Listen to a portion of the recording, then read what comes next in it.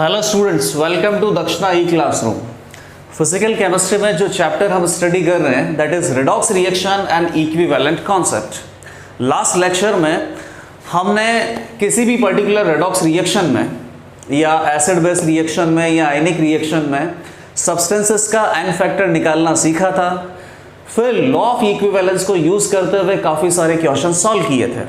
तो अभी क्या करेंगे, हम वापस से थोड़े बहुत क्वेश्चन और सॉल्व करेंगे और उसके बाद नेक्स्ट टॉपिक स्टडी करेंगे। फर्स्ट क्वेश्चन अपने पास कि एक एक्सपेरिमेंट कर रहे हैं और उस एक्सपेरिमेंट में एक सॉल्ट है, सॉल्ट की रिएक्शन करवा रहे हैं सोडियम सल्फाइड से। दोनों का कितना अमाउंट रिएक्ट कर रहा है, 0.1 मोलर 50 ml, 0.1 मोलर 25 ml, दोनों का कितना अमाउंट रिएक्ट कर रहा है ये हमें दिया हुआ है। ओके, तो आपसे ये पूछा है कि अगर मान लीजिए कि सॉल्ट सॉल्यूशन में कोई एक मेटल है और उस मेटल का ऑक्सीडेशन नंबर कितना है 3, तो रिएक्शन करने के बाद उसका ऑक्सीडेशन नंबर कितना हो जाएगा। लॉ ऑफ इक्विवेलेंस पे बेस्ड है, आपको दोनों का अमाउंट जो रिएक्ट कर रहा है वो दे रखा है। तो पहली बात तो ये देख लेते हैं कि जो मेटल है सॉल्ट सॉल्यूशन के अंदर उसका ऑक्सीडेशन होगा या रिडक्शन होगा। सॉल्ट सॉल्यूशन रिएक्शन कर रहा है सल्फाइड आयन के साथ, सल्फाइड आयन चेंज होकर किस में जा रहे हैं, सल्फेट आयन में। और कितना इलेक्ट्रॉन का लॉस इन्होंने किया है, 2 इलेक्ट्रॉन का। तो सल्फाइड आयन का हो गया ऑक्सीडेशन, तो सॉल्ट सॉल्यूशन का होगा रिडक्शन। तो रिडक्शन होगा तो सॉल्ट सॉल्यूशन के अंदर प्रेजेंट मेटल इलेक्ट्रॉन गेन करेगा, इलेक्ट्रॉन गेन करेगा तो उसका ऑक्सीडेशन नंबर क्या हो जाएगा, 3 से कम हो जाएगा। 3 से कितना कम हो जाएगा ये तो सॉल्यूशन बनाने के बाद ही पता चलेगा। दोनों अगर कंप्लीटली रिएक्ट करेंगे सोडियम सल्फाइड और सॉल्ट सॉल्यूशन, तो दोनों के इक्विवेलेंट या मिली इक्विवेलेंट बराबर होने चाहिए। तो लिख देता हूं मैं, equivalent of salt solution must be equal to equivalent of sodium sulphide. Equivalent कितना होता है, number of moles, number of moles multiplied by N factor. और इधर भी क्या लिख दें, number of moles of sodium sulphide multiplied by N factor. Salt solution के मोल कितना है, 50 ml मल्टीप्लाइड बाई 0.1 ml में वॉल्यूम यूज किया तो यहां पे क्या आ जाएगा, मिलीमोल्स। सल्फाइड सॉल्यूशन के कितने मिलीमोल हैं, 0.1 मल्टीप्लाइड बाई 25 ml और इसका एन फैक्टर। ठीक है, सल्फाइड सॉल्यूशन पे ध्यान दो, सल्फाइड सॉल्यूशन का कितना मोल है, ये एक तरीके से एक ही मोल है। सल्फाइड सॉल्यूशन का एक ही मोल है, रिएक्शन बैलेंस करके दे रखा है। इस रिएक्शन में कितने इलेक्ट्रॉन्स का इन्वॉल्वमेंट है, 2 इलेक्ट्रॉन लूज कर रहा है पर mole of the sulphide ion. इसका मतलब सल्फाइड आयन का कितना एन फैक्टर हो गया, 2। आप चाहें तो शॉर्टकट से भी बता सकते हैं। सल्फाइड आयन में सल्फर कितना प्रेजेंट है, 1, और वो एक सल्फर +4 से +6 में जा रहा है। कितना इलेक्ट्रॉन का लॉस हुआ, 2 इलेक्ट्रॉन का, तब भी इसका एन फैक्टर कितना आएगा, 2। तो सल्फाइड आयन का एन फैक्टर यहाँ पे कितना है, 2 है। इसको सॉल्व करेंगे तो अपने पास सॉल्ट सॉल्यूशन का एन फैक्टर कितना आ जाएगा, 1 आ जाएगा, एन फैक्टर। अब बताइए, सॉल्ट सॉल्यूशन का एन फैक्टर 1 आ गया, इसका एक ही मतलब है कि सॉल्ट सॉल्यूशन पर मोल 1 इलेक्ट्रॉन या तो लूज करेगा या 1 इलेक्ट्रॉन गेन करेगा, तभी इसका एन फैक्टर 1 होगा। सल्फाइड आयन का ऑक्सीडेशन हो रहा है तो सॉल्ट सॉल्यूशन का रिडक्शन होगा। सॉल्ट सॉल्यूशन का रिडक्शन होगा, इसका मतलब सॉल्ट सॉल्यूशन इलेक्ट्रॉन गेन करेगा। तो सॉल्ट सॉल्यूशन के अंदर मेटल का जो ऑक्सीडेशन नंबर है 3, वो 1 इलेक्ट्रॉन गेन कर लेगा तो उसका ऑक्सीडेशन नंबर कितना हो जाएगा, 2 हो जाएगा। रिएक्शन के बाद सॉल्ट सॉल्यूशन के अंदर मेटल का ऑक्सीडेशन नंबर 2 हो जाएगा क्योंकि इसने 1 इलेक्ट्रॉन गेन कर लिया है। काफ़ी सिंपल क्वेश्चन था। तो नेक्स्ट क्वेश्चन अपने पास, एक स्टील पाइप होता है जिसमें कि इम्प्योरिटी होती है सल्फर की। तो सल्फर का कितना इम्प्योरिटी वहाँ पे प्रेजेंट है उसी को एस्टिमेट करने के लिए ये एक्सपेरिमेंट डिज़ाइन किया है। एक्सपेरिमेंट में क्या करते हैं कि सल्फर जितना भी स्टील पाइप है उसको कन्वर्ट कर देते हैं H2S में। फिर H2S की रिएक्शन हमने करवाई आयोडीन सॉल्यूशन से, तो रिएक्शन होगी तो कुछ ना कुछ यहाँ पे प्रोडक्ट बनेंगे। ठीक है, इसके बाद इन्होंने क्या बोला है कि यहाँ पे जो आयोडीन हमें दे रखा है वो एक्सिस में दे रखा है, तो ये दिक्कत हो गई।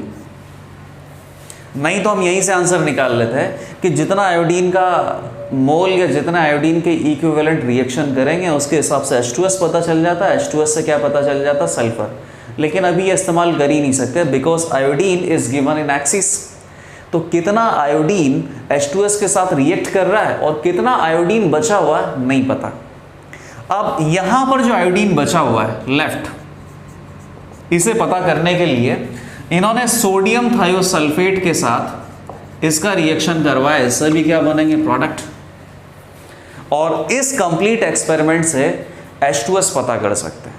तो बिल्कुल सही बात है कि H2S ने आयोडीन के साथ रिएक्ट किया, कितने आयोडीन के साथ रिएक्ट किया ये निकालने के लिए क्या कर सकते हैं हम कि टोटल आयोडीन में से दिस लेफ्ट आयोडीन, इसको अगर हटाएं तो आपको क्या पता चलेगा, आयोडीन की वह अमाउंट आपको पता चलेगी जिसने H2S के साथ रिएक्ट किया था।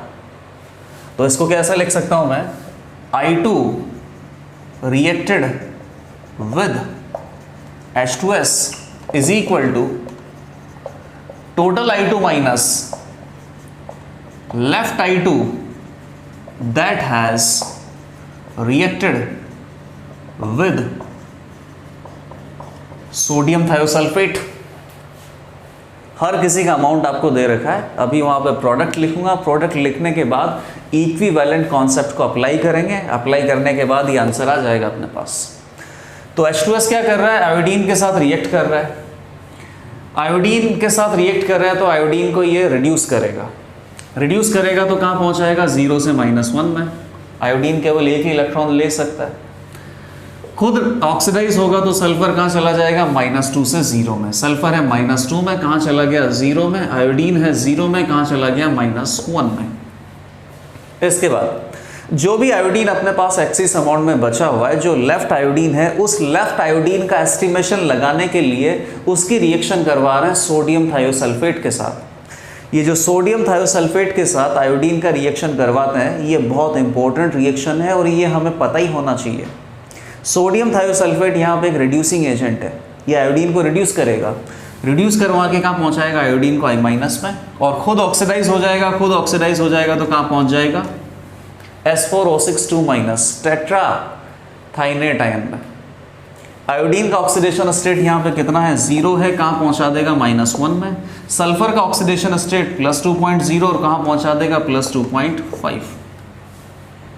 इनफैक्ट इस रिएक्शन को चाहे तो हम बैलेंस ही कर लें, I2 को क्या कर दें, 2I- और यहाँ पे S2O3 है, डबल हो गया तो यहाँ पे क्या लगा दो, 2, ये बैलेंस हो गया। सोडियम आयन को बैलेंस करने की जरूरत नहीं है because that is a Spectator ion, बाद में बैलेंस कर लेंगे, नहीं करेंगे तो भी आंसर तो आना ही है। तो अब इस पर्टिकुलर रिएक्शन से हमें पता करना होगा कि कितने आयोडीन ने H2S के साथ रिएक्ट किया। तो सबसे पहले तो ये अमाउंट पता करो। तो बताइए सोडियम थायोसल्फेट का जितना अमाउंट रिएक्ट किया है उससे हम क्या निकाल लेंगे, लेफ्ट आयोडीन। लेफ्ट आयोडीन को टोटल में से माइनस करेंगे तो यहां पर जो आयोडीन H2S के साथ रिएक्ट कर रहा है वो पता चल जाएगा। तो Na2S2O3 का कितना अमाउंट हमें लगा, 0.002 मोलर है, और कितना अमाउंट लग रहा है, 10 ml लग रहा है, 0.002 मोलर और 10 ml इसका खर्च हो रहा है। इस अमाउंट के रेस्पेक्ट में हम क्या निकाल सकते हैं, आयोडीन का अमाउंट जो यहां पर खर्च हो रहा है। रिएक्शन अगर बैलेंस्ड है तो इक्विवेलेंट कॉन्सेप्ट का यूज करने का भी जरूरत नहीं, आप चाहें तो मोल कॉन्सेप्ट ही यूज कर लें। इसके 2 मोल के लिए इसके कितने मोल रिक्वायर्ड होते हैं, 1, तो इसके इतने मोल के लिए इसके कितने मोल रिक्वायर्ड होंगे, जस्ट हाफ। इसके कितने मोल दे रखे हैं, 0.002 मल्टीप्लाइड बाई 10 मिलीलीटर में, तो ये कितना हो जाएगा, 0.02 मिलीमोल। इसके कितने रिक्वायर्ड होंगे, 0.01 मिलीमोल, जस्ट हाफ। ओके, तो लेफ्ट आयोडीन अपने पास कितना था, 0.01 मिलीमोल। अब क्या निकाल लेते हैं, टोटल आयोडीन। टोटल आयोडीन में से लेफ्ट आयोडीन माइनस कर देंगे तो जो आयोडीन H2S के साथ रिएक्ट किया है वो आ जाएगा। टोटल आयोडीन कितना दे रखा है, ये रहा 0.005 एंड 10 ml। मोलैरिटी को वॉल्यूम से मल्टीप्लाई करूंगा तो कितना आ जाएगा, 0.05 मिलीमोल। टोटल आयोडीन है 0.05 millimole. Left iodine that has reacted with Na2S2O3 वो कितना है, 0.01 मिलीमोल। तो इसका मतलब आयोडीन जिसने H2S के साथ रिएक्ट किया था वो कितना बच गया, 0.04 मिलीमोल। अब क्या कर सकते हैं अपन, आयोडीन का अमाउंट हमें पता चल गया जिसने H2S के साथ रिएक्ट किया था, तो आयोडीन का अमाउंट पता है तो हम चाहें तो H2S का अमाउंट निकाल सकते हैं, इक्विवेलेंट कॉन्सेप्ट लगा सकते हैं। रिएक्शन बैलेंस नहीं है तो इक्विवेलेंट कॉन्सेप्ट लगा लेंगे। तो इक्विवेलेंट कॉन्सेप्ट क्या बोलेगा, equivalent of H2S that is equal to equivalent of I2। Equivalent क्या होता है, मोल, तो mole of H2S multiplied by its n factor. Equivalent of I2 कितना होगा, I2 के मोल आपके पास पता ही है, multiplied by its n factor. तो सबसे पहले तो आप H2S का एन फैक्टर पता कीजिए। H2S के एक मोल के अंदर जितने इलेक्ट्रॉन का टोटल गेन या टोटल लॉस होता है उसी को एन फैक्टर कहते हैं। H2S के अंदर एक ही सल्फर है, सल्फर एटम जिसमें -2 में कहाँ पहुंच गया, 0 में, 2 इलेक्ट्रॉन लॉस, तो इसका एन फैक्टर कितना हो गया, 2। I2 की बात करें, 2 आयोडीन है इसके अंदर, आयोडीन की ऑक्सीडेशन स्टेट 0 है, कहाँ चला गया, -1 में, 1 इलेक्ट्रॉन गेन, लेकिन 1 मोल आयोडीन के अंदर 2 आयोडीन एटम है तो टोटल कितना हो गया, 2 इलेक्ट्रॉन गेन, तो इसका एन फैक्टर भी कितना आ गया, 2। और आयोडीन के मोल जो यहाँ पे रिएक्ट कर रहे हैं वो कितना है, 0.04 मिलीमोल।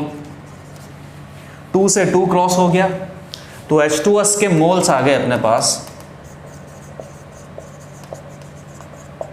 0.04 मिलीमोल।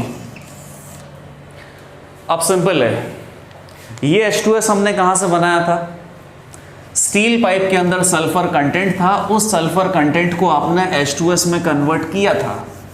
H2S के मोल आपको पता चल गए तो आप उस सल्फर कंटेंट का मोल भी पता कर सकते हो।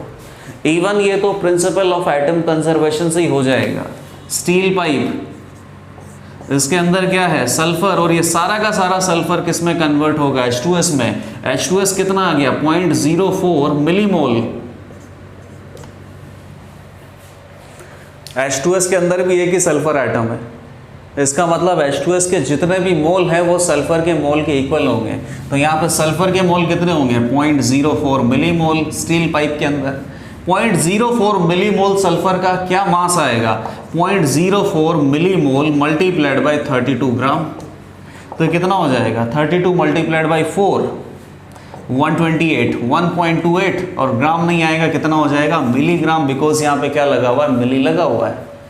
काफ़ी इजी क्वेश्चन था, लेकिन क्वेश्चन में 2 स्टेप्स का यूज़ करना पड़ा। पहली स्टेप में H2S ने जितना आयोडीन के साथ रिएक्ट किया वो एस्टिमेट लगाने के लिए आपको क्या करना पड़ा, लेफ्ट आयोडीन का Na2StO3 के साथ कितना रिएक्शन हुआ वो पता करना पड़ा। और दोनों स्टेप को यूज़ करते हुए आपका फाइनल आंसर आ गया कि स्टील में सल्फर कंटेंट कितना है, 1.2 मिलीग्राम। नेक्स्ट क्वेश्चन देखते हैं अब। तो नेक्स्ट क्वेश्चन अपने पास है, एक MnO2 का सैंपल दे रखा है 5 ग्राम का, विच इज़ इम्प्योर सैंपल। अब जैसे ही यहाँ पे लिख दिया ना इम्प्योर सैंपल, मुझे अपने आप ही क्वेश्चन पता लग गया है कि इसमें ये सैंपल का प्योरिटी परसेंटेज पूछने वाला है। और इस इम्प्योर सैंपल के अंदर MnO2 प्योर कितना है ये पता करने के लिए इसने एक सीरीज ऑफ रिएक्शन दे रखा है। तो वो सीरीज ऑफ रिएक्शन क्या है, MnO2 की रिएक्शन करवाई है एक्सिस KI सॉल्यूशन से, ठीक है। MnO2 एक ऑक्सीडाइजिंग एजेंट है, +4 में Mn दे रखा है और Mn +2 में जाना ही चाहता है। एसिडिक मीडियम में Mn +2 में ही जाता है, वही उसका स्टेबल ऑक्सीडेशन स्टेट है। तो ये खुद रिड्यूस होगा तो सामने वाले को ऑक्सीडाइज करेगा। आयोडीन यहाँ किस में, -1 में, ऑक्सीडाइज करवा के कहाँ पहुँचा दिया है, 0 में, और खुद रिड्यूस होके कहाँ चला गया, +2 में, ठीक है। अब ये सारी इंफॉर्मेशन क्वेश्चन में भी दी गई है। लिबरेटेड I2 जो यहाँ से निकला है, इस I2 का अमाउंट पता करने के लिए आपने सोडियम थायोसल्फेट से इसका रिएक्शन करवाया है। ये रिएक्शन पहले भी बता चुका है एक एग्जांपल में कि आयोडीन की रिएक्शन सोडियम थायोसल्फेट के साथ जब होती है तो आयोडीन रिड्यूस हो जाता है, सोडियम थायोसल्फेट ऑक्सीडाइज हो जाता है। ये रिएक्शन पर्टिकुलरली याद रखना ही है। आयोडीन को रिड्यूस करेगा तो 0 से कहाँ जाएगा, ये -1 में, एक इलेक्ट्रॉन गेन कर लेगा और खुद ऑक्सीडाइज होगा तो कहाँ पहुँच जाएगा, टेट्राथाइनेट आयन में। और चाहे तो इस रिएक्शन को बैलेंस भी कर लेते हैं, और ये रिएक्शन ऑलरेडी बैलेंस्ड है। I2 से क्या बन गया 2I माइनस, और 2S2O3 से क्या बन गया S4O6 माइनस। सल्फर का ऑक्सीडेशन स्टेट यहाँ पे +2.0, यहाँ पे कितना है +2.5। थायोसल्फेट ऑक्सीडाइज हो गया, आयोडीन I2 रिड्यूस हो गया। अब इसमें इंफॉर्मेशन क्या है अपने पास कि यहाँ पे जो आयोडीन है इसको रिड्यूस करने के लिए ये कितना चाहिए, ये दिया हुआ है, तो उससे ये भी पता चल जाएगा। और आयोडीन अगर आपको पता चल गया तो आयोडीन जितना यहाँ पे बना है किसकी वजह से बना है, MnO2 की वजह से बना है। बना तो दोनों की वजह से है, लेकिन आप किसको निकालोगे, MnO2 को, because it is given in axis, और लिमिटिंग अमाउंट को ही निकालेंगे। तो I2 यहाँ पे जितना भी बना है किससे बना है, MnO2 की वजह से बना है, तो MnO2 का अमाउंट पता चल जाएगा, और अमाउंट पता चलने के बाद प्योरिटी परसेंटेज हम बता सकते हैं। तो अब देखना यहाँ पे रिएक्शन अगर बैलेंस्ड है तो मैं सीधा मोल कंसेप्ट से जवाब दे देता हूँ। थायोसल्फेट के 2 मोल हैं तो आयोडीन का कितना रिक्वायर्ड है, 1 मोल। थायोसल्फेट के जो मोल आपको दे रखे हैं 0.2 molar, 50 ml equal to 10 ml, 10 millimole. Sodium thiosulphate के 10 मिलीमोल हैं तो आयोडीन का कितना होगा, 5 मिलीमोल, जस्ट हाफ होगा। आयोडीन अगर 5 मिलीमोल यहाँ पे है तो MnO2 कितना होगा भी निकाल देते हैं, लेकिन यहाँ रिएक्शन बैलेंस नहीं है। रिएक्शन बैलेंस नहीं है तो इक्विवेलेंट कॉन्सेप्ट का यूज़ करना पड़ेगा। एन फैक्टर निकाल लेते हैं सबसे पहले। MnO2 के 1 मोल में Mn कितना है, 1, और +4 से +2 में जा रहा है, 2 इलेक्ट्रॉन गेन। एन फैक्टर कितना आ गया, 2। आयोडीन का एन फैक्टर तो रिवर्स देखना पड़ेगा। I2 के 1 मोल के अंदर 2 आयोडीन एटम है, 0 से जा रहे हैं -1 में, टोटल कितने इलेक्ट्रॉन का गेन हो रहा है, 2। तो आयोडीन का एन फैक्टर कितना हो गया, 2। तो उस पर्टिकुलर रिएक्शन को यूज करते हुए equivalent of MnO2 is equal to equivalent of I2। Equivalent कितना होता है बेटा, moles multiplied by N factor, इधर moles of I2 multiplied by N factor, N factor cross. तो MnO2 के जो मोल्स हैं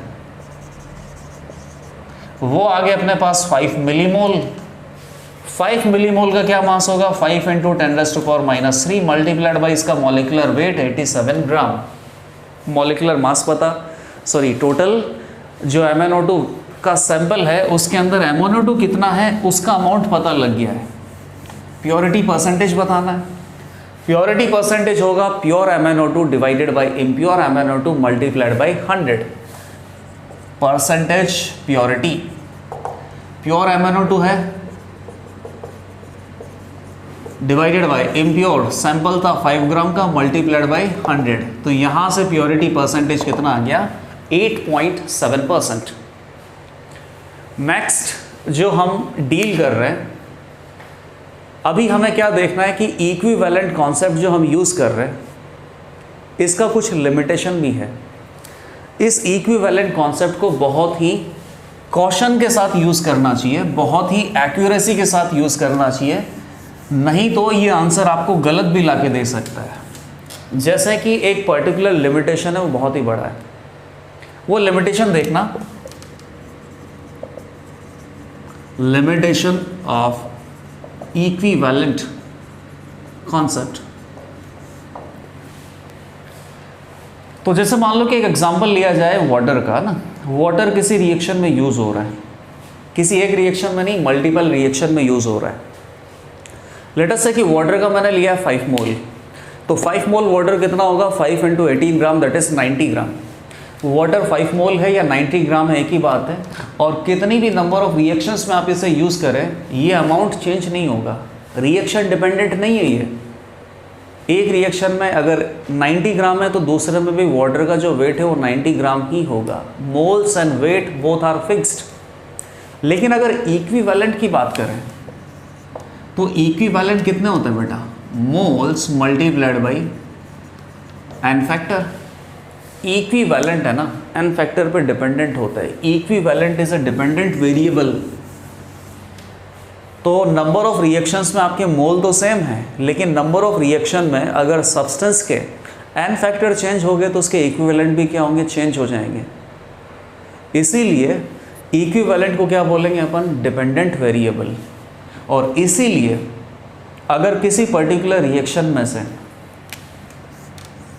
जैसे मान लो कि कोई पर्टिकुलर एक एग्जांपल दे रखा है जिसमें 2 रिएक्शन है और 2 रिएक्शन है, तो सेकंड रिएक्शन में आपको कुछ इन्फॉर्मेशन दी गई है।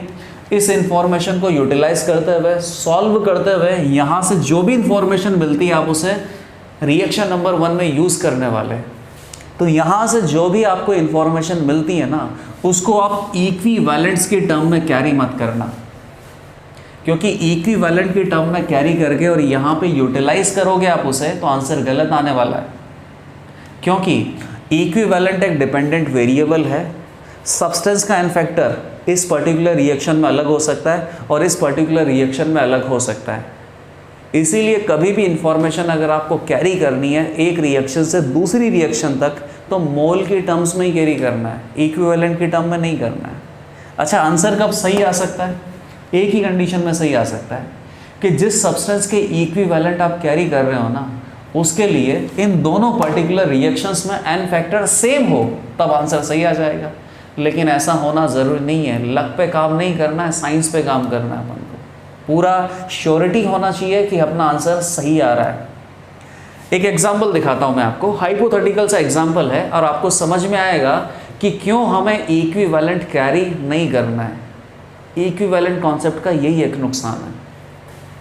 जैसे मान लो कि सल्फर है, एलिमेंटल स्टेट में इसका ऑक्सीडेशन स्टेट कितना है, 0। KMnO4 इसको ऑक्सीडाइज करवा के कहाँ पहुँचाएगा, सल्फेट आयन में, खुद रिड्यूस हो जाएगा तो कहाँ पहुँच गया, Mn2+ में। हाइपोथेटिकल एग्जाम्पल है।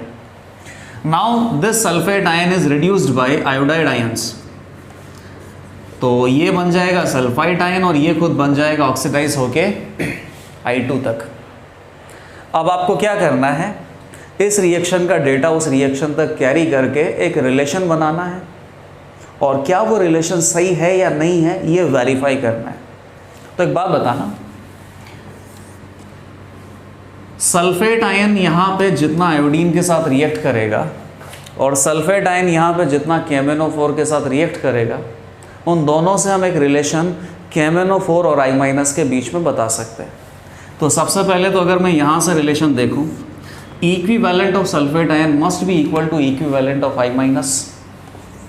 Equivalent of sulphate ion must be equal to equivalent of I-। Equivalent होते हैं moles multiplied by N factor, moles multiplied by N factor. Sulphate ion के अंदर एक ही सल्फर है, +6 से जा रहा है +4, तो एन फैक्टर कितना हो गया, 2। आयोडीन एक ही एटम है आयोडाइड माइनस आयन के अंदर, -1 से कहाँ जा रहा है बेटा, 0, तो इसका एन फैक्टर कितना हो गया, 1। ठीक है। अब सेकेंड इधर से सल्फेट आयन के जो इक्विवेलेंट है, KMnO4 आयन के इक्विवेलेंट है, उनके बराबर होने चाहिए। यही लॉ ऑफ इक्विवेलेंस हमें सिखाता है। इक्विवेलेंट कितने होंगे बेटा, moles of sulphate ion multiplied by N factor. तो सल्फेट आयन का एन फैक्टर इस रिएक्शन में क्या है, +6 से कहाँ जा रहा है, 0, 6 है। और यहाँ पे KMnO4 के mole multiplied by N factor, KMnO4 +7 से +2 जा रहा है, तो एन फैक्टर कितना हो गया, 5। तो ये मैंने क्या किया, इक्विवेलेंट कॉन्सेप्ट को यूज़ किया और उसको इन टर्म्स ऑफ मोल लिखा है। तो यहाँ से एक जो रिलेशन मेरे पास बनता है, अगर सल्फेट आयन को मैं यहाँ से एलिमिनेट कर दूँ तो रिलेशन क्या बनेगा, सल्फेट आयन के मोल कितने हो जाएंगे, आयोडाइड आयन के मोल डिवाइडेड बाई 2। और यहाँ से सल्फेट आयन के मोल कितने हो जाएंगे, KMnO4 के मोल multiplied by 5/6. This relation is correct because we have used number of moles instead of number of equivalents. अब देखना, अगर आप नंबर ऑफ इक्विवेलेंट को यूज करते हुए डेटा एक रिएक्शन से दूसरी रिएक्शन में कैरी करते हैं तो क्या सही आंसर आता क्या, जैसे कि equivalent of sulfate ion that is equal to equivalent of KMnO4 first reaction से। सेकेंड रिएक्शन से equivalent of sulfate ion that is equal to equivalent of I minus ion, ये दोनों इक्वल होना चाहिए। equivalent of KMnO4 is equal to equivalent of I minus. Moles of KMnO4 multiplied by n factor कितना है 5, और moles of iodide ion multiplied by iodide ion का n factor कितना होगा बेटा 1। तो यहां पे आपने क्या किया, इक्विवेलेंट्स को कैरी किया और रिलेशन आया ये। तो क्या ये रिलेशन करेक्ट रिलेशन के साथ इक्वल आ रहा है क्या? नहीं आ रहा है ना, बिल्कुल नहीं आएगा। इसीलिए अभी से ये आप अपने मन में फिट बैठा लें कि कभी भी रिएक्शन अगर एक से ज़्यादा दे रखी है और सेकंड रिएक्शन का डेटा फर्स्ट रिएक्शन में कैरी करके आंसर निकालना है, तो इक्विवेलेंट्स को कभी भी कैरी नहीं करना है। किसको कैरी करना है? मोल को। और ये आंसर गलत क्यों है? उसका एक ही रीज़न है, सल्फेट आयन का यहाँ पे एन फैक्टर कितना आ रहा है 2, और सल्फेट आयन का एन फैक्टर यहाँ पे कितना आ रहा है 6, इसीलिए ये क्वेश्चन गलत हो गया। तो इक्विवेलेंट से सॉल्व नहीं करना है, फिर किससे सॉल्व करेंगे? मोल से सॉल्व करेंगे। अच्छा, सॉल्व तो अपन इक्विवेलेंट से ही कर रहे हैं, लेकिन इक्विवेलेंट कॉन्सेप्ट हम केवल किसके लिए यूज़ कर रहे हैं? एक पर्टिकुलर रिएक्शन के लिए। फिर वहाँ से जो डेटा आ रहा है उस डेटा को in terms of mole view कर रहे हैं, और इन टर्म्स ऑफ मोल उस डेटा को ट्रांसफ़र कर रहे हैं अगली रिएक्शन के पास। फिर अगली रिएक्शन को बैलेंस नहीं करना है तो मत करो, इक्विवेलेंट कॉन्सेप्ट यूज़ करो और वापस से आंसर निकालो। ठीक है, तो नेक्स्ट टॉपिक जो अपन अब डील करेंगे दैट इज टाइट्रेशन, और टाइट्रेशन में बेसिकली हम आयोडोमेट्री और आयोडीमेट्री को ही स्टडी करेंगे। तो नेक्स्ट टॉपिक अपने पास है टाइट्रेशन। टाइट्रेशन एक सिंपल लेबोरेटरी मेथड है जिससे किसी सॉल्यूशन जिसका कॉन्सेंट्रेशन कैसा है अननोन, उस अननोन कॉन्सेंट्रेशन के सॉल्यूशन की कॉन्सेंट्रेशन को पता करते हैं। साथ ही साथ टाइट्रेशन का जो अपने पास ये सिंपल सेटअप है, इसमें ए और बी के बीच में रिएक्शन करवा रहे हैं। ए और बी क्या हो सकते हैं? एसिड बेस, तो उसको क्या बोलेंगे? Acid base titration. Acid base titration हमने आयनिक इक्विलिब्रियम में देखा हुआ है। और ए और बी क्या है? ऑक्सीडाइजिंग एजेंट और रिड्यूसिंग एजेंट, तो उसको क्या बोलेंगे? Redox titration. तो रिडॉक्स टाइट्रेशन के ऊपर बेस्ड क्वेश्चन और उसके ऊपर बेस्ड दो particular method iodometry and iodimetry वो स्टडी करने वाले हैं। ओके, टाइट्रेशन का एक सिंपल सेटअप है। ये अपने पास एक स्टैंड है, इस स्टैंड से हमने एक ये बिगर ट्यूब को, ग्लास ट्यूब है, इसको कनेक्ट किया हुआ है। इस ट्यूब को बोलते हैं ब्यूरेट, और इस ब्यूरेट के ऊपर ये मार्किंग्स लगी होती है ऐसी। इन मार्किंग से हमें पता चलता है कि जो सॉल्यूशन हम इसमें फिल कर रहे हैं उस सॉल्यूशन का वॉल्यूम कितना है। लेट अस से कि 10 ml, 20 ml, 30 ml, 50 ml, इस तरीके से ये मार्किंग यहाँ तक है, और ये मार्किंग है लेट अस से कि 100 ml तक। ओके, नीचे अपने पास बीकर है, बीकर में हमने सॉल्यूशन ए रखा हुआ है, और ऊपर अपने पास ये जो ट्यूब है जिसको ब्यूरेट बोल रहे हैं उसमें सॉल्यूशन बी रखा हुआ है। तो ट्यूब में जो सॉल्यूशन होता है उसको हम क्या बोलते हैं? Standard solution. और ये स्टैंडर्ड सॉल्यूशन जो होता है इसकी कॉन्सेंट्रेशन मतलब कि मोलैरिटी पता होती है, और नीचे बीकर में जो सॉल्यूशन रखा हुआ है दैट इज अननोन कॉन्सेंट्रेशन, इसकी कॉन्सेंट्रेशन या मोलैरिटी हमें नहीं पता होती है। यहाँ पर एक टैप लगा होता है, इस टैप को रोटेट करते हैं तो ये लिक्विड नीचे की तरफ जाता है। ड्रॉप बाय ड्रॉप हम इसमें लिक्विड मिक्स करते हैं। जैसे ही सॉल्यूशन बी सॉल्यूशन ए में मिक्स होगा, ए और बी का रिएक्शन होगा, रिएक्शन होते जाएगा। एक ऐसा टाइम आएगा जब ए और बी कंप्लीटली ख़त्म हो जाएंगे। उस टाइम को क्या बोलेंगे कि रिएक्शन कंप्लीट हो गया, और रिएक्शन कंप्लीट हो गया दैट मीन्स इक्विवेलेंस पॉइंट आ गया। जहाँ रिएक्शन कंप्लीट होता है उसको क्या बोलते हैं? Equivalence point.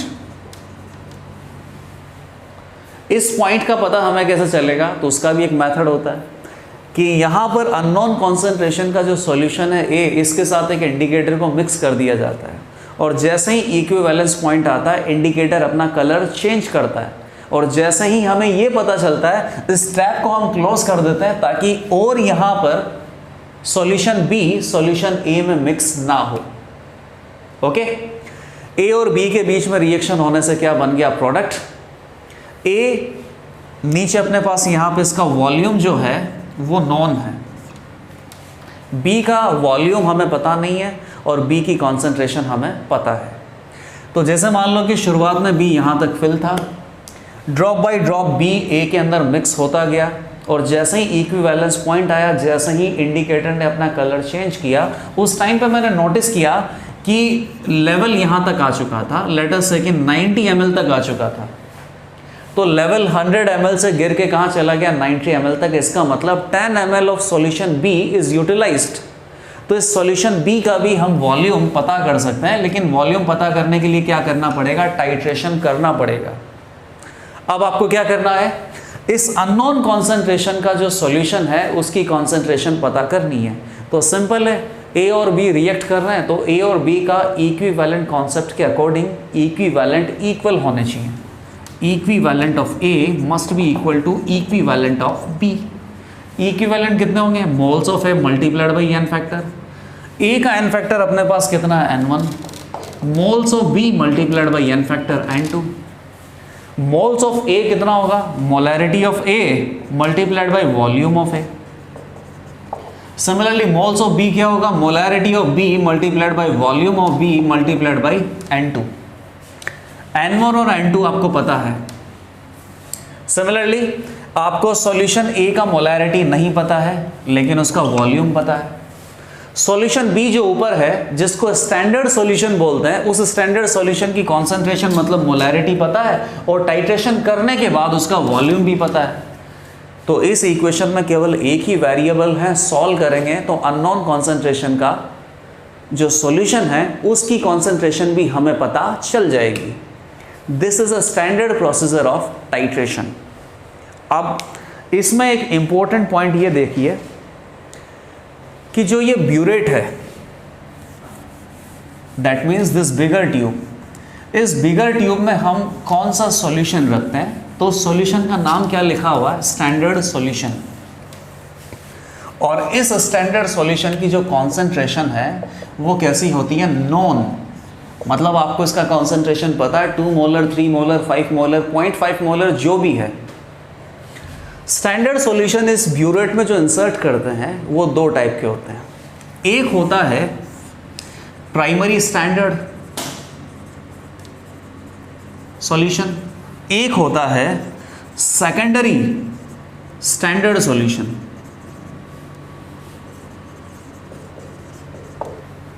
अब ये दोनों क्या होते हैं, इनका बेसिकली कंसेप्ट क्या है, एग्जांपल्स क्या है, this is very important to no.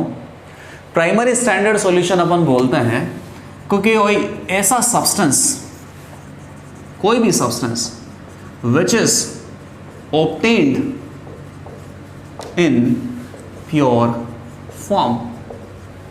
इसका एक ही मतलब है कि जैसे मान लो कि कोई सब्सटेंस की अपन बात करें और उस सब्सटेंस को हमें मार्केट से खरीद के लाके उसका सॉल्यूशन प्रिपेयर करना है, तो जो सब्सटेंस आप मार्केट से खरीद के लाओगे ना, वो सब्सटेंस आपको प्योर अमाउंट में ही मिलेगा। ठीक है, जैसे मान लो कि कोई सब्सटेंस आप खरीद के लाए, लेट अस से कि वो 40 ग्राम वहाँ से आप वे करके लेके आए, तो ऐसा नहीं है कि उसमें 39 ग्राम तो सब्सटेंस है, बाकी 1 ग्राम इम्प्योरिटी है, ऐसा बिल्कुल भी नहीं है। उसके अंदर एग्जैक्टली 40 ग्राम सब्सटेंस, प्योर सब्सटेंस प्रेजेंट है। और किसी सब्सटेंस को प्योर होने के लिए आप ये सोचिए कि कैसा होना चाहिए वो, पहली बात तो वो स्टेबल होना चाहिए ताकि वो किसी और के साथ रिएक्ट करके कोई दूसरा कंपाउंड मतलब कि इम्प्योरिटी ना बनाए। सब्सटेंस को ज़्यादातर लोग अगर ऐसे खुले में रख रहे हैं तो खुले में वो एटमॉस्फेयर के साथ कनेक्ट है। एटमॉस्फेयर में एयर मतलब कि गैसेस होती हैं, वाटर वेपर होता है, हर टाइप की गैसेस होती हैं, और उन गैसेस के साथ या वाटर वेपर के साथ सब्सटेंस का रिएक्शन अगर हो रहा है या वाटर वेपर को एब्जॉर्ब भी कर रहा है तो वो सब्सटेंस अपने आप ही कैसा हो जाएगा, इम्प्योर। और इम्प्योर सब्सटेंस को हम प्राइमरी स्टैंडर्ड का सॉल्यूशन बनाने के लिए इस्तेमाल नहीं करते हैं, उससे फिर कौन सा सॉल्यूशन बनेगा, सेकेंडरी सॉल्यूशन। कुछ ही सब्सटेंसेस ऐसे होते हैं जो एग्जैक्टली प्योर फॉर्म में ऑब्टेन किए जा सकते हैं। बाकी के जो सॉल्यूशन होते हैं या तो वो बाकी के जो सब्सटेंस होते हैं या तो वो हाइग्रोस्कोपिक होते हैं नेचर में, मतलब सब्सटेंस रखा है 40 ग्राम लेकिन उसने एटमॉस्फेयर से 2 ग्राम वाटर वेपर एब्जॉर्ब करके रखा है, इसका मतलब 38 ग्राम ही सब्सटेंस है, बाकी 2 ग्राम तो इम्प्योरिटी एक तरीके से। तो substance which can be obtained in the pure form are called primary standard. क्या खासियत होनी चाहिए? पहली बात तो ये स्टेबल होने चाहिए, do not react with air और इट्स कंपोनेंट। एयर के किसी भी कंपोनेंट के साथ इनकी रिएक्शन नहीं होनी चाहिए। रिएक्शन हो जाएगा तो ये किसी और सब्सटेंस को बना लेगा, इम्प्योरिटी आ जाएगी, और हमें प्योर सब्सटेंस ही चाहिए। Do not absorb water vapour, बिल्कुल सही बात है। Substance must be pure, it does not have any water vapour. Okay, तो ऐसे सब्सटेंस का एग्जाम्पल अपने पास क्या हो सकता है? तो बहुत ही लिमिटेड सब्सटेंस है, और जो एग्जाम्पल मैं आपको बता रहा हूँ, जो प्राइमरी स्टैंडर्ड सॉल्यूशन को प्रिपेयर करने के लिए यूज़ किए जाते हैं, वो याद रखना है। जैसे कि एक होता है arsenic oxide, arsenic 3 oxide, arsenic की ऑक्सीडेशन स्टेट क्या है? +3। एक होता है K2Cr2O7 पोटेशियम डाइक्रोमेट, एक होता है ऑक्सैलिक एसिड H2C2O4। ये पर्टिकुलरली तीनों एग्जाम्पल आपको याद रखने हैं, क्योंकि मार्केट से अगर आप इन सब्सटेंसेस को खरीद के लाते हो तो ये प्योर फॉर्म में हम ला सकते हैं। तो जब हम इनको प्योर फॉर्म में लाएंगे तो जितना भी खरीद के लाएंगे इनका W वेट हमको पता होगा। W वेट में इनके मॉलिकुलर वेट का डिवाइड करेंगे तो इनके मोल्स हमें पता चल जाएंगे।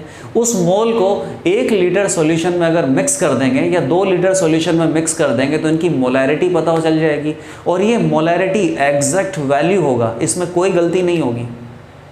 इसी का जस्ट ऑपोजिट क्या होगा? Secondary standard solution. तो सेकेंडरी स्टैंडर्ड सॉल्यूशन किसको बोलेंगे? ऐसे सब्सटेंसेस जिनको प्योर फॉर्म में ऑब्टेन नहीं किया जा सकता। क्यों? क्योंकि जब भी आप इन सब्सटेंस को प्रिपेयर करके एक जगह रख दोगे तो या तो ये एयर के कंपोनेंट से रिएक्ट कर लेंगे और कुछ और प्रोडक्ट बना सकते हैं, या एयर में से वाटर वेपर्स को एब्जॉर्ब करके क्रिस्टलाइजेशन या वाटर ऑफ क्रिस्टलाइजेशन अपने पास रखेंगे, जिसके कारण का जो वेट है वो इंक्रीज हो जाएगा, और उस वेट में प्योरली सब्सटेंस नहीं होगा, थोड़ा बहुत इम्प्योरिटी भी प्रेजेंट होगा। तो इसके बारे में क्या लिख सकते हैं? Substances which cannot be obtained in pure form। क्यों नहीं किया जा सकता? Because they may be unstable, किसी से रिएक्ट कर सकते हैं, या रिएक्ट विद एयर, या फिर और क्या कर सकते हैं? Absorbs moisture. किसी भी रीज़न की वजह से इनकी प्योरिटी पे असर पड़ सकता है, ये इम्प्योर अपने आप ही बन सकते हैं। तो अगर मान लीजिए कि ये सब्सटेंस आप खरीद के लाए W ग्राम, तो आपको क्या लगा कि W ग्राम में इनके मॉलिकुलर वेट का डिवाइड कर देते हैं तो क्या पता चल जाएगा? मोल्स। फिर इसको वाटर में मिक्स कर देते हैं तो क्या पता चल जाएगा? मोलैरिटी। गलत है, क्योंकि जो W ग्राम खरीद के आप ला रहे हो वो एक्चुअली में W ग्राम है ही नहीं, W से कितना है? लेस है वो। तो एक बात यहाँ पे फिर ये निकल के आती है कि सेकेंडरी स्टैंडर्ड आप प्रिपेयर कर रहे हो, उसके लिए ये सब्सटेंसेस आप मार्केट से खरीद के लाए, एग्जैक्टली वे करके लाए, तो आप मैथमेटिक्स को यूज़ करके इनकी जो कॉन्सेंट्रेशन है वो पता नहीं कर सकते। तो फिर इनकी कॉन्सेंट्रेशन पता कैसे करें? तो हमें क्या करना होगा? इनका टाइट्रेशन इनके साथ करना पड़ेगा। इसकी कॉन्सेंट्रेशन पता है, वॉल्यूम पता होगा, इसका केवल वॉल्यूम हमें पता होगा, कॉन्सेंट्रेशन नहीं पता होगी। दोनों के बीच में टाइट्रेशन कर लेंगे तो बाय एक्सपेरिमेंट हम सेकेंडरी स्टैंडर्ड सॉल्यूशन का कॉन्सेंट्रेशन पता कर सकते हैं। बाय एक्सपेरिमेंट ही पता करना है, मैथमेटिक्स को यूज़ करके पता नहीं करना है शुरुआत में, क्योंकि जो सब्सटेंस है वो प्योर नहीं मिलेगा, वो इम्प्योर मिलेगा। तो इसके एग्जाम्पल क्या हो सकते हैं अपने पास? स्टैंडर्ड एग्जाम्पल है जैसे कि NaH हो गया, KOH हो गया, I2 हो गया, KMnO4 हो गया।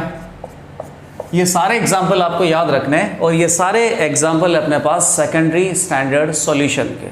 सेकेंडरी स्टैंडर्ड सॉल्यूशन को कैसे स्टैंडर्डाइज किया जाता है, कैसे इसकी कॉन्सेंट्रेशन फिक्स किया जाता है? By experiment. And by experiment किसके साथ इनका टाइट्रेशन करेंगे? प्राइमरी स्टैंडर्ड सॉल्यूशन के साथ। ओके, अब रिडॉक्स टाइट्रेशन में 2 पर्टिकुलर मेथड अपन यूज करते हैं, 2 पर्टिकुलर फिनोमेना आपको स्टडी करना है, that is iodometry and iodimetry. बहुत सिंपल है। आयोडोमेट्री और आयोडीमेट्री, नाम से ही समझ में आ रहा है कि आयोडीन का रोल है यहाँ पे, तो बिल्कुल सही बात है कि आयोडीन का रोल तो है ही सही। सबसे पहले अपन देखते हैं आयोडोमेट्री। आयोडोमेट्री में क्या किया जाता है? It is used to know concentration of oxidising agent. कोई पर्टिकुलरली ऑक्सीडाइजिंग एजेंट है और उस ऑक्सीडाइजिंग एजेंट के बारे में आपको एक्सपेरिमेंट करके इंफॉर्मेशन पता करनी है, तो आप क्या यूज करोगे? आयोडोमेट्री। आयोडो, ओ मतलब ऑक्सीडाइजिंग एजेंट। तो इसका स्टेप अपने पास क्या होता है? 2 स्टेप में आयोडोमेट्री को करवाया जाता है। पहले स्टेप में तो क्या करेंगे कि ऑक्सीडाइजिंग एजेंट का जो रिएक्शन है एक्सिस ऑफ KI सॉल्यूशन से करवाएंगे। तो ये ऑक्सीडाइजिंग एजेंट I माइनस को कहां तक ऑक्सीडाइज करेगा? 0 तक, मतलब क्या बना देगा? I2। और इस ऑक्सीडाइजिंग एजेंट की कोई ना कोई हालत यहां पे हो जाएगी, ऑक्सीडाइजिंग एजेंट खुद रिड्यूस होकर कोई ना कोई कंपाउंड बना लेगा, मतलब नहीं है। ऑक्सीडाइजिंग एजेंट की रिएक्शन किससे करवाएंगे? एक्सिस ऑफ KI सॉल्यूशन से, जिससे अपने पास क्या प्रिपेयर होगा? I2। अब ये I2 जितना भी प्रिपेयर हुआ है इसके बारे में हम कैसे एस्टिमेट करेंगे? तो I2 की रिएक्शन किससे करवाते हैं? Sodium thiosulphate. इस थायोसल्फेट सॉल्यूशन को और क्या बोलते हैं? Hypo solution. और जब सोडियम थायोसल्फेट के साथ इसकी रिएक्शन करवाएंगे, प्रीवियस एग्जांपल्स में भी ये रिएक्शन यूज हुआ है और ये रिएक्शन आयोडोमेट्री से आता है। आयोडोमेट्री में ये बहुत इंपॉर्टेंट है। तो आयोडीन का यहाँ पे हो जाता है रिडक्शन, तो क्या बनता है? 2I minus. इसका हो जाता है ऑक्सीडेशन, तो क्या बनता है? S4O6 minus, tetrathionate ion. Iodine का ऑक्सीडेशन स्टेट है 0, कहाँ चला गया? -1 में। सल्फर का ऑक्सीडेशन स्टेट है +2.0, कहाँ चला गया? +2.5 में। सही। अब इसमें क्वेश्चन कैसे बनेगा कि कोई भी पर्टिकुलर ऑक्सीडाइजिंग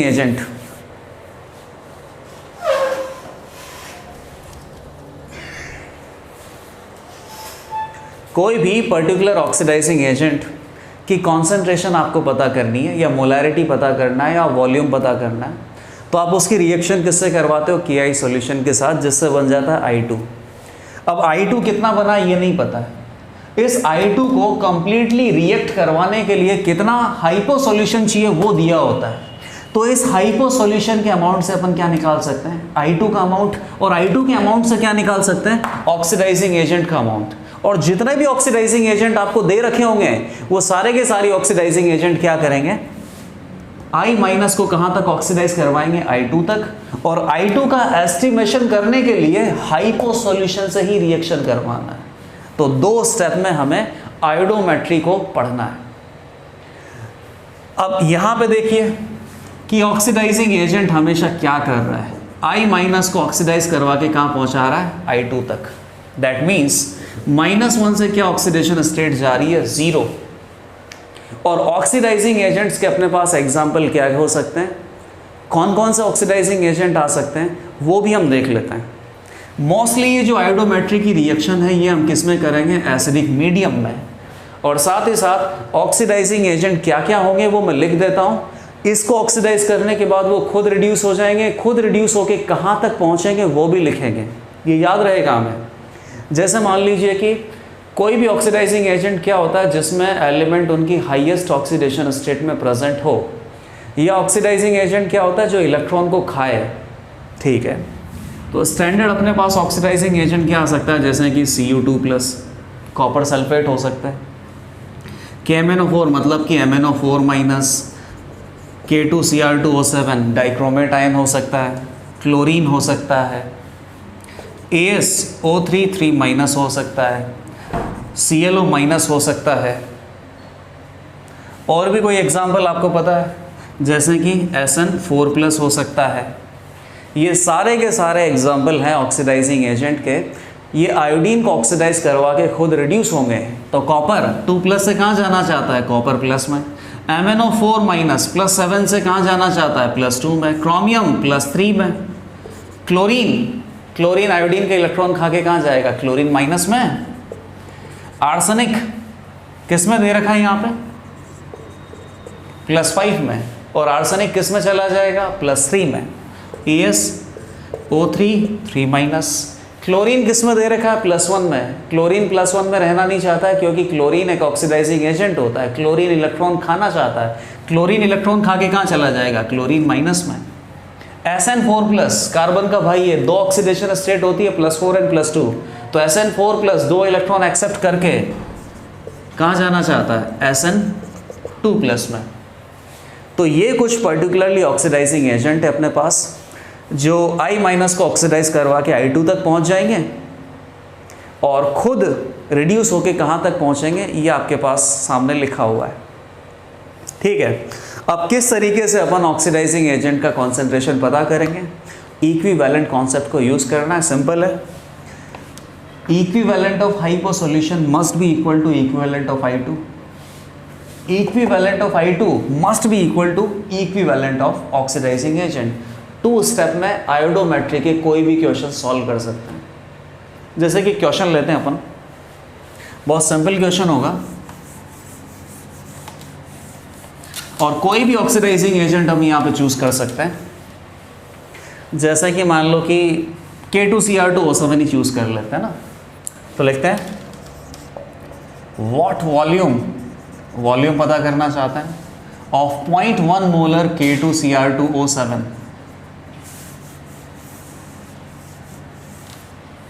और थोड़ा फ्रेम अलग तरीके से करते हैं। 0.1 molar K2Cr2O7 reacts with axis of Ki solution, ठीक है। Ki सॉल्यूशन के साथ रिएक्ट करेगा तो I2 निकलेगा। Liberated I2 now reacts with 0.2 molar 100 ml hypo solution completely. Find volume of K2Cr2O7 used. Reaction लिख देता हूं। K2Cr2O7 ऑक्सीडाइजिंग एजेंट ने एक्सिस ऑफ Ki में से आयोडीन को ऑक्सीडाइज करवाते हुए I2 बनाया था और खुद किस में चला गया, +3 में। अब यहां पे जितना भी आयोडीन रिलीज हुआ है उसके एस्टिमेशन के लिए हाइपो सॉल्यूशन यूज किया गया और हाइपो सॉल्यूशन आयोडीन को यहां पे रिड्यूस करके क्या बनाएगा, I- और खुद ऑक्सीडाइज होके क्या बनाएगा, टेट्राथाइनेट आयन। और ये जो पर्टिकुलर सेकंड रिएक्शन है ये ऑलरेडी बैलेंस्ड होती है इस तरीके से। अब आपको पता करना है कि K2Cr2O7 का कितना वॉल्यूम यहाँ पे यूज किया गया। ठीक है, स्टेप बाय स्टेप रिएक्शन को अटेम्प्ट करो। तो सबसे पहले हमें दे रखा है Na2S2O3 का अमाउंट कितना दे रखा है, 0.2 मोलर 100 ml। मल्टीप्लाई करो तो कितना आ जाएगा, 20 मिलीमोल। आगे देखो इसके 2 मिलीमोल के लिए या 2 मोल के लिए इसका कितना रिक्वायर्ड है, 1। तो 20 मिलीमोल के लिए इसका कितना रिक्वायर्ड होगा, 10 मिलीमोल। मोल कंसेप्ट से सोल्व कर लिया बिकॉज रिएक्शन वाज बैलेंस्ड। अब यहां पे आ जाओ 10 मिलीमोल। ये रिएक्शन बैलेंस नहीं है, रिएक्शन बैलेंस नहीं है तो हमें क्या करना पड़ सकता है, इक्विवेलेंट कॉन्सेप्ट को यूज करें और निकालें कि K2Cr2O7 का क्या अमाउंट है। तो क्या आएगा, equivalent of K2Cr2O7 must be equal to equivalent of I2। Equivalent कितने होंगे, मोल्स कितने I2 के, 10 millimole multiplied by n factor. I2 का n फैक्टर देखो, I2 किस में है, 0 में है, कहाँ चला गया, -1 में। उल्टा देखना पड़ेगा। तो पर आयोडीन एटम कितने इलेक्ट्रॉन गेन हुए, 1, लेकिन I2 में कितना आयोडीन एटम है, 2। तो पर मोल ऑफ I2 कितने इलेक्ट्रॉन गेन हो गए, 2। तो इसका n फैक्टर आ गया 2। सिमिलरली इक्विवेलेंट ऑफ K2Cr2O7 के लिए mole multiplied by n factor. Moles कितने होंगे, molarity multiplied by volume. Molarity कितनी है, 0.1 मोलर, वॉल्यूम कितना मान लेता हूँ, VmL। तो ये हो जाएगी अपने पास millimole multiplied by n factor. Chromium +6 में कहाँ चला जाएगा, +3 में। लेकिन इसके अंदर क्रोमियम एटम कितने हैं? 2 हैं, तो 3 electron multiplied by 2, total 6 electron का गेन हुआ है। तो एन फैक्टर यहाँ पे कितना आ जाएगा पोटेशियम डाइक्रोमेट का? 6। सॉल्व करो इसको, तो सॉल्व करेंगे तो मिली से मिली गया, सॉरी मिली मोल में है तो वॉल्यूम अपने पास मिलीलीटर में ही आने वाला है। तो वॉल्यूम इज इक्वल टू कितना हो जाएगा? 2/6 इंटू 10 डिवाइडेड बाई 0.1, 2/6 इंटू 100, तो ये हो जाएगा अपने पास 100/3 मिलीलीटर। तो K2Cr2O7 का 100/3 मिलीलीटर यूज होगा, तब जाके ये एक्सिस ऑफ Ki के साथ रिएक्शन करेगा, तब जाके उतना अमाउंट यहाँ पे I2 का रिलीज होगा which will be sufficient to completely react with hypo solution. कोई भी ऑक्सीडाइजिंग एजेंट हम ले सकते थे और ऑक्सीडाइजिंग एजेंट की I- को ऑक्सीडाइज करवाने के बाद क्या हालत हो जाती है वो हमें पता करना है। जैसे कि MnO4- Mn2+ तक जाता है, K2Cr2O7 कहाँ तक जाता है? Cr3+ तक जाता है, Cl2 कहाँ जाता है? Cl- में जाता है, ClO- कहाँ जाता है? Cl- में जाता है, Fe3+ कहाँ जा सकता है? Fe2+ में जा सकता है, Cu2+ कहाँ जाता है? Cu+ में जा सकता है। हर कोई ऑक्सीडाइजिंग एजेंट के बारे में हमें पता होना चाहिए और इस तरीके से आयोडोमेट्री केवल 2 स्टेप में हम सॉल्व कर सकते हैं। नेक्स्ट अपने पास क्वेश्चन आता है, आयोडोमेट्री भी देख लेते हैं, उसके बाद इसके क्वेश्चन और भी अटेम्प्ट करेंगे हम। आयोडोमेट्री, तो आयोडोमेट्री में तो क्या किया था हमने? ऑक्सीडाइजिंग एजेंट के बारे में पता किया था। तो आयोडोमेट्री इससे भी ज़्यादा सिंपल है, इसमें किसके बारे में पता करेंगे? रिड्यूसिंग एजेंट के बारे में पता करेंगे। Iodometry to find concentration or volume of reducing agent। अब आयोडोमेट्री वाली जो रिएक्शन है वो इससे भी ज़्यादा सिंपल होगी आयोडोमेट्री से, क्योंकि आयोडोमेट्री में 2 स्टेप था, यहाँ पे 1 स्टेप होगा। रिड्यूसिंग एजेंट, तो कोई रिड्यूसिंग एजेंट लिया जाएगा प्लस रिड्यूसिंग एजेंट के लिए I- तो नहीं ले सकते ना, क्योंकि I- तो ऑलरेडी रिड्यूस्ड है। अब I- को रिड्यूस करके I2- या I3- में तो ले जाया नहीं जा सकता, क्योंकि आयोडीन केवल 1 इलेक्ट्रॉन एक्सेप्ट कर सकता है। तो रिड्यूसिंग एजेंट के लिए किसको लिया जाता है? आयोडीन सॉल्यूशन को ही लिया जाता है। तो ये आयोडीन सॉल्यूशन को क्या करेगा? रिड्यूस कर देगा और खुद क्या हो जाएगा? ऑक्सीडाइज हो जाएगा। तो सिमिलरली एक ही रिएक्शन होगी और इस पर्टिकुलर रिएक्शन से अपन क्या बोल सकते हैं? मिली इक्विवेलेंट और equivalent of I2 must be equal to equivalent of reducing agent. और इक्विवेलेंट क्या होंगे? Moles multiplied by N factor. Reaction अगर पता है तो दोनों सब्सटेंसेस के एन फैक्टर भी हम बता सकते हैं। रिड्यूसिंग एजेंट क्या क्या लिए जा सकते हैं? तो जैसे मान लो कि रिड्यूसिंग एजेंट हम ले सकते हैं, अच्छा एक अपन ने आयोडोमेट्री में ही ले लिया है। रिड्यूसिंग एजेंट क्या लिखा जा सकता है? Na2H2O3। ये आयोडीन को रिड्यूस करके कहाँ पहुँचाता है? 2I- में, और खुद ऑक्सीडाइज होके कहाँ पहुँच जाता है? टेट्राथाइनेटाइन में। तो एक रिड्यूसिंग एजेंट ये हो सकता है। और क्या हो सकता है? H2S हो सकता है। और क्या हो सकता है? हाइड्रोजीन हो सकता है। आयोडीन को रिड्यूस करवा के कहाँ पहुँचाएंगे? I- में, तो ये तो अपने पास कॉमन होगा। और H2S सामने वाले को रिड्यूस करेगा तो खुद ऑक्सीडाइज होगा, तो खुद ऑक्सीडाइज होगा तो -2 से कहाँ पहुँच जाएगा? 0, सल्फर बना लेगा। हाइड्रोजीन में नाइट्रोजन -2 में है, तो नाइट्रोजन भी ऑक्सीडाइज होके कहाँ पहुँच जाएगा? 0 में, तो क्या बना लेगा? Nitrogen gas. तो पर्टिकुलरली ये तीनों रिड्यूसिंग एजेंट हमें याद रखने हैं जो आयोडीन को रिड्यूस करके खुद ऑक्सीडाइज हो जाते हैं। ओके, एक क्वेश्चन इस पर हम कर सकते हैं, काफ़ी सिंपल क्वेश्चन होगा और यहीं से हम किसी एक रिड्यूसिंग एजेंट को यूज़ कर लेते हैं, जैसे कि H2S हाइड्रोजन सल्फाइड गैस को ही यूज़ कर लेते हैं। लिखते हैं what volume of 0.1 molar H2S gas is sufficient to react completely with let us से कि 0.2 मोलर 25 ml I2 सॉल्यूशन। तो I2 सॉल्यूशन को H2S क्या करेगा, रिड्यूस करेगा। रिड्यूसिंग एजेंट के बारे में पता करना है, इसीलिए इस टेक्निक को बोलेंगे आयोडीमेट्री।